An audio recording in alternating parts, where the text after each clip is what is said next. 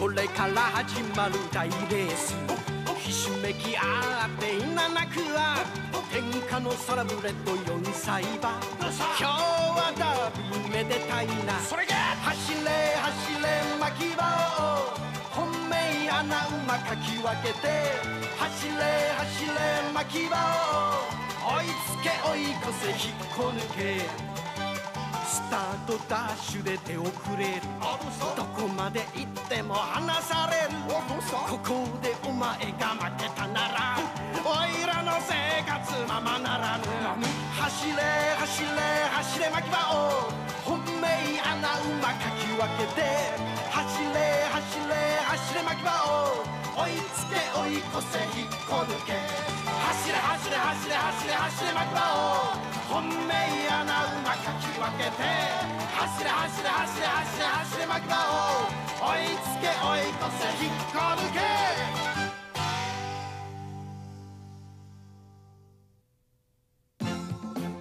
Sa Arima Memorial Cup, tanging yung 10 pinakamagagaling na kabayo na pinili ng mga tagahanga ang makakasali. Masasabing ito na ang dream race na pwedeng salihan ng isang kabayong pangarera. Isa yung championship race na walang pinipiling edad. Nakasali rin si Makibao dahil siya ang napiling isa sa 3 pinakasikat na kabayo sa kabundukan ng Green Meadows matapos siyang itrain ni Team Saviger ng Mongolia. At ngayon papunta na sila sa Takayama Racing Ring para sa Arima Memorial Cup. Ang magsisimula ang Arima Memorial Cup! Aba, ngayon na palang alis natin para sumali sa Takayama Memorial Cup. Kuya, sa araw ng karera mo, pupunta rin kami doon para panoorin ka. Mag-cheer ako para sa'yo. Naku naman, hindi pala ako makakasama. Kailangan ko pa kasing bantayan tong farm, kaya magtsatsaga na lang ako sa TV! Kuya Mario! Pero gusto ko rin manood ng karera! Lang talaga. Hihintayin ko yung resulta ng pagsasanay mo. Oo, sige. Maraming salamat, Timba. Ano ka ba naman, Timba? Makakabahan yan si Kuya dahil sa sinasabi mong yan. Makibako. Halina kayo. Kailangan na natin umalis. Mahaba-haba rin ang biyahe. Okay! Okay! Teka, tingnan niyo muna kung wala tayong nakalimutan. Kumpleto na! Okay, let's go! Bye, Kuya! Pataubin mo sila, Makibao! Hi! Mabuti na lang nakadumi na ako bago pa kami umalis. Hi! Sandali lang! Nandito na ako magkakaliwan!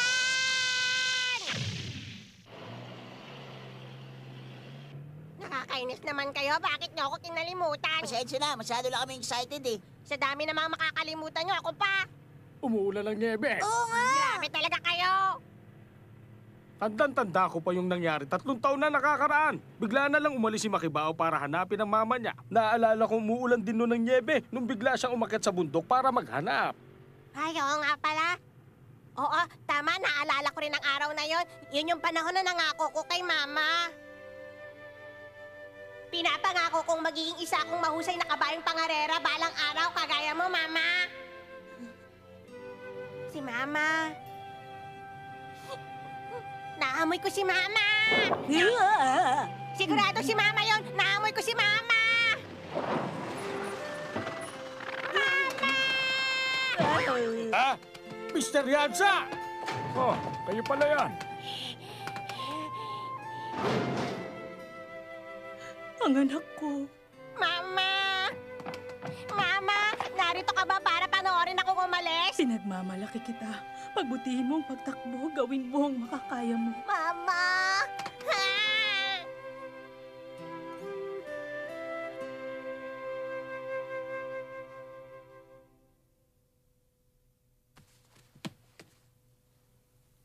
Teka lang, tingnan niyo ang isang to. Mahusay din ang kabayong to. Siya ang champion o kakatapos pa lang ni Emperor Cup. Pero para sa akin, si Cascade pa rin ang #1 kong kalaban. Kahit sinabi na nila maraming magagaling na kabayong pangarera ngayong taon, kapansin-pansin na 5 lang ang mga kabayong talagang nangingibabaw sa lahat. Bakit wala yatang balita tungkol kay Bayer? Kay Bayer, ayun yung report tungkol sa kanya. Bilib ako sa mga reporter dahil nakakuha sila ng picture ni Bayer na ganyan ang posing. Ang galing! Paano naman kaya nila napapost ng ganyan si Bayer? Teka, bakit wala ngayon si Miss Francesca? Isang araw bago ang karera, narito na siya. Baka may ginagawa. Ang mabuti pa manood tayo ng TV. Buksan mo nga, Islaw. Eto ba ang TV? Teka lang. Teka, yan yung mga reporter na nagko-cover ng karera. Kung ganun, lahat ng kabayang pangarera narito na sa Japan? Hindi lahat. Meron pa mga wala. Yan yung hari ng bansang Dubai. Ang isa sa mga pinaka-may-impluwensyang tao sa industriya ng horse racing. Uy, ayun si Miss Francesca, oh. Your Majesty, bakit naisip niyo pumunta ngayon sa Japan? World class na kasi ang level ng horse racing ngayon ng bansang Japan, kaya naisip kong bumisita. At totoo niyan, binabalak kong paglabanin ng mga kampiyon sa buong mundo sa isang karera lang. Kaya naman, iniimbita ko ang magwawagi sa Arima Cup na pumunta sa bansang Dubai. Narinig niyo yun? Paglalabanin niya ang pinakamagagaling na kabayo sa mundo. Mukhang magandang balita yun, Makibao. Dahil sa oras na manalo ka sa karerang to, sa'yo na mapupunta yung pangarap ni Cascade na maghari sa mundo ng horse racing. Makibao! Narinig mo ba yun, Makibao? Lalo tuloy ako ginaganaang lumaban. Akong magiging world champion! Anong balita, Doktor? Kumusta si Cascade? Hindi magandang balita. Ikinalulungkot kong sabihin, Mr. Honda, pero kailangan niyo i-cancel ang pagsali ni Cascade sa Arima Cup. Ano ang ibig niya sabihin? Posible kasing lumala ang kalagayan niya. Para yung isang lamat sa isang gamit na babasagin, na pagpatuloy mong pinokpok lalong-lalo. At kapag patuloy na lumaki ang lamat, aabot na sa puntong mababasag ang gamit. At sa oras na mangyari yon, baka buhay niya na maging kapalit. Ano ka mo? Imposible! Pero hindi totoo yan. Maganda ang kondisyon ng katawan ni Cascade. Nung nakaraang 2 buwan, sumailalim siya sa isang mahigpit na training. Kaya imposible yan, Doktor. Walang dahilan para magsinungaling ako. Dumaranas sa matinding sakit si Cascade sa iba't ibang bahagi ng katawan niya. Kapag pinatakbo niyo siya sa karera, baka biglang umatake ang sakit niya habang nasa gitna ng laban na baka maging dahilan ng pagkaparalisa. Sa ngayon, wala tayong magagawa kundi ang pagpahingahin muna siya sa loob ng 1 taon. Wala na akong maisip na ibang paraan bukod doon. Baka sakaling gumaling siya kapag pinagpahinga siya. Mr. Honda, paano nangyari to? Mahalaga ang Arima Memorial Cup dahil yun na lang ang natitirang pag-asa ni Cascade para makapasok siya sa international competition. Kaya hindi pwedeng hindi siya makasali. Hindi. Tatakbo pa rin ako. Pero Cascade... Alam mo ba kung ano sinasabi mo? Kapag pinilit mo ang sarili mo, baka hindi ka na magkaroon ng pagkakataon makatakbo uli. Ganun ba? Wala namang makapagsasabi kung ano mangyayari. Kaya habang malakas pa ako ngayon, sasamantalahin ko na. Hindi mo dapat pilitin ang sarili mo. Bago tayo pumunta ng France, pinilit mo rin sumali sa karera. Malamang yun na naging dahilan kaya nagkaroon ka ng ganyang klaseng injury. Hindi mo dapat gawin yan. Dahil ba kay Midori Makibao? Nakalimutan mo na ba yung nangyari noon, Cascade? Ano bang meron sa kabayang yun? At ganun na lang ang pagpapahalaga mo sa kanya.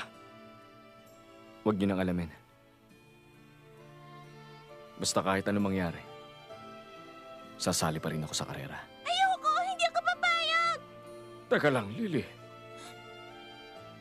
Huwag mong ibuwis ang buhay mo. Hindi ako papayag! Ha? Hindi ako papayag na ibuwis mo ang buhay mo! Sandali, Lily!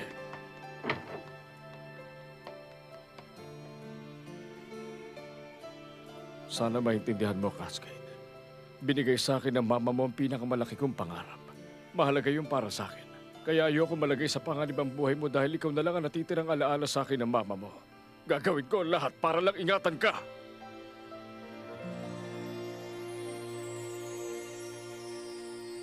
Ito na ang araw na pinakahihintay ng lahat, ang Dream Race, ang Arima Memorial Cup. Sa 15 kabayong maglalaban ngayong araw, 10 sa kanilang kampiyon ng iba't ibang G1 races na naganap din ngayong taon.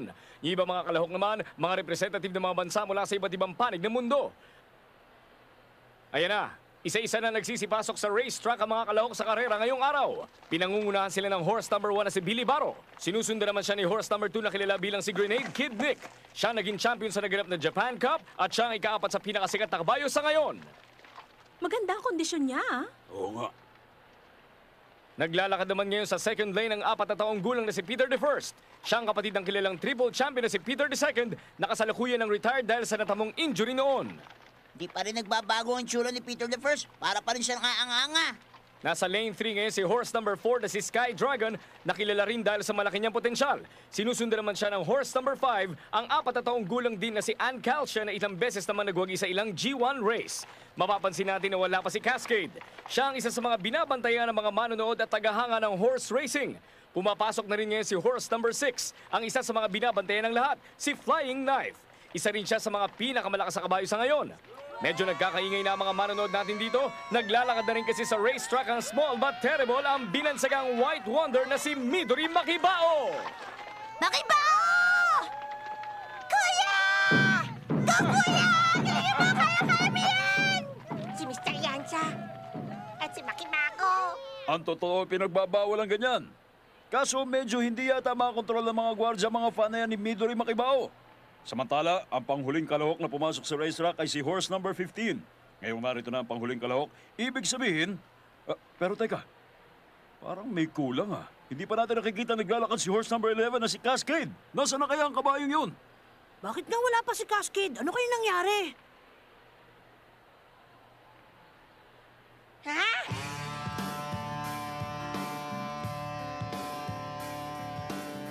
Sa wakas, ayan na siya.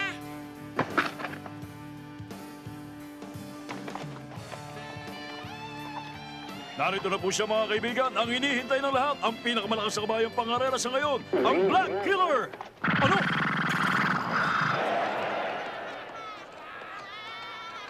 Akala ko si Cascade, si Bayer pala. Ano naman kaya pumasok sa utak niyan? Maswerte, mas mapapasya ako ngayon na lahat. Ano ba ginagawa mo? Bakit ka pumasok sa racetrack? Magkawan niyo ako! Magkawan niyo ako! Pigilan natin siya! Magkawan niyo ako! Ako ang superstar dito! Huwag niyo gawin sa akin ito! Magkawan niyo ako! Kapag nandyan talaga siya, napakaingay. Pero bakit nga kaya wala pa rin si Cascade? Oo nga, maski si Mr. Honda tsaka yung anak niya wala pa rin. Hindi kaya nag-back out sila sa karera. Nasaan na si Cascade? Anong nangyari sa kanya? Bakit wala pa siya?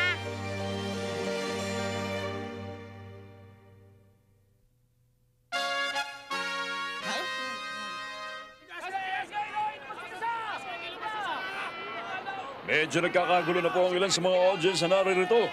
Nagsisimula na sila magreklamo dahil ngayon hindi pa rin namamataan ang kabayo si Cascade. Nasaan na si Cascade? Ang ingay-ingay naman ng mga tao. Ano magagawa nila kung ayaw na lumaban sa atin ang kabayong yun? Duwag naman pala ang kabayong yun. Sinabi mo po, ang taas-taas ng tingin ng mga tao sa Cascade na yun eh. Tapos bigla na lang siya hindi sisipot sa araw ng laban. Eh duwag talaga siya.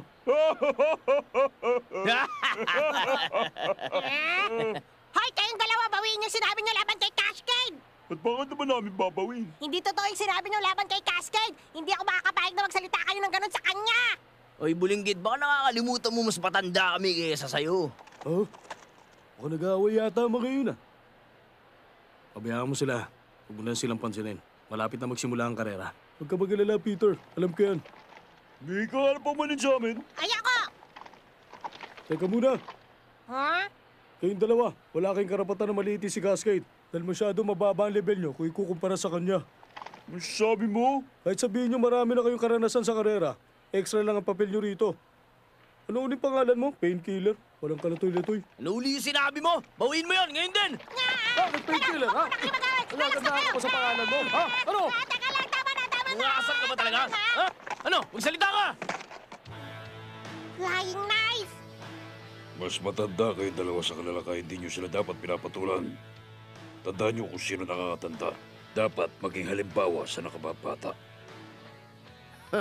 Pasalamat kayo, maswerte kayo. Ang galing naman! Isang salita mo lang, umalis na sila agad. Magaling ka nga siguro. Salamat sa pagtatanggol mo sa amin.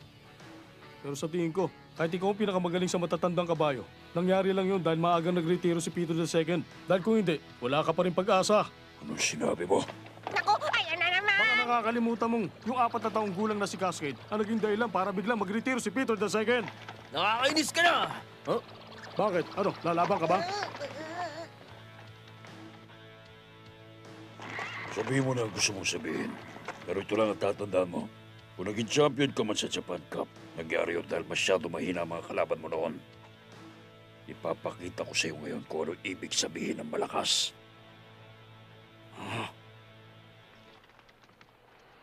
Oras na para mag-report yung mga hinete.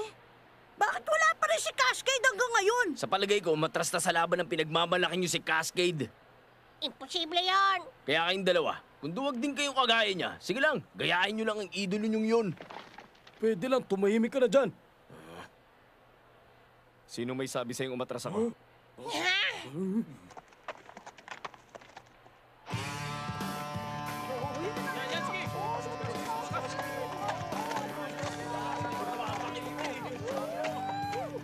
Narito na po ang kukumpleto sa laban natin ngayon ang Black Killer na si Cascade. Sa 8 laging laban niya, 7 ron ang naipanalo niya. Nakaranas lang siya ng pagkatalo sa ginanap noong World Class Victory Gate Competition. Pero naipanalo niya ang lahat ng laban niya rito sa Japan. Cascade, mabuti naman at tumating ka na. Pasensya na kung naghintay ka.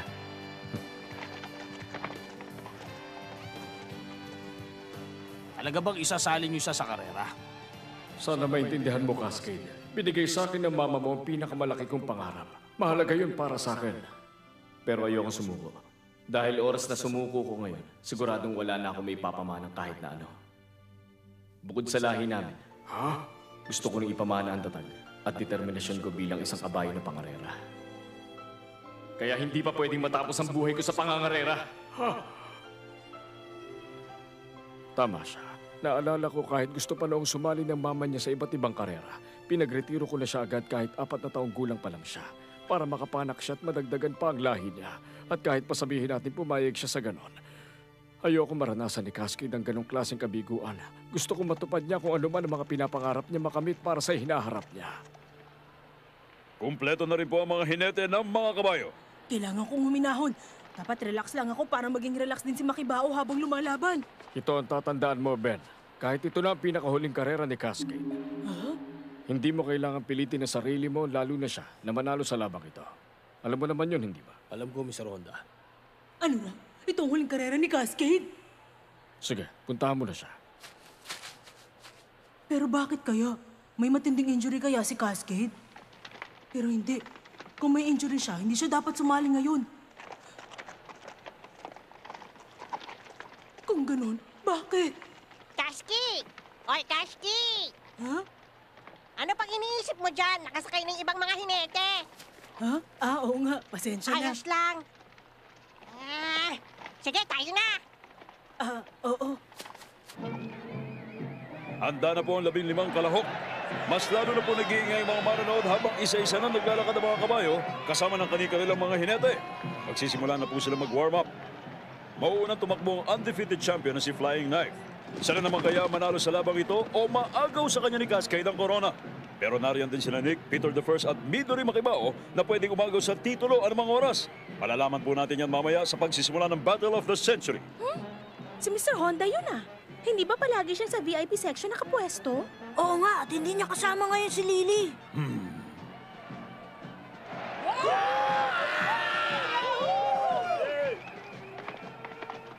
Ha?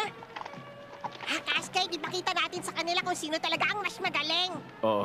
At kung sino man ang mananalo sa labang ito, siya ang magiging pinakasimbolo ng horse racing sa ngayon. Maliwanag ba? Oo. Pwede ba ako makisabay sa inyong dalawa? Peter the First! Matagal na rin mula nung huli tayo magkasabay-sabay na maglakad ng ganito sa racetrack. May mga karera kasing hindi sinalihan itong si Cascade. Ewan ko ba kung bakit? Huwag ka na mareklamo, Peter. Meron ako sariling dahilan kung bakit hindi ako sumali. Kahit natalo niyo akong dalawa noon sa pinakahuli nating laban, pinapangako kung kayo naman ang tatalunin ko sa pagkakataong ito. Mananalo ako ngayon! Mabuti kung ganun. Dahil ito na ang huli.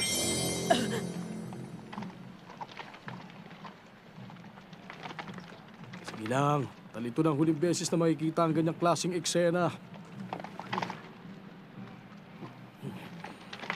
Pasensya na. Ikaw kasi, haharang-hara ka sa dinadaanan ko. Makakatrip ka na talaga sa akin!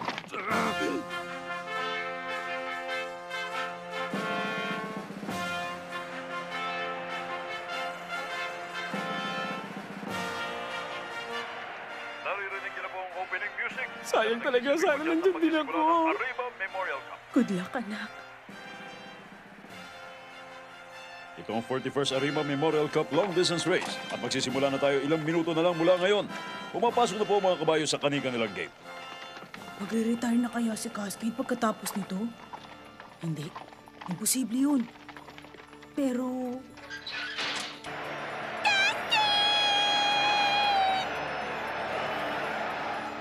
Handa ng lahat sa pagsisimula ng Arima Memorial Cup. Nagsiyalis na po sa racetrack ang mga board game personnel. Ito na po ang simula!